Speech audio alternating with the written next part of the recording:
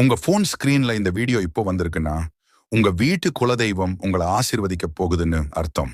ஏன்னா ரொம்ப நாளா நீங்க தேடிக்கிட்டு இருந்த ஒரு கேள்விக்கு இப்போ பதில் கிடைக்க போகுது.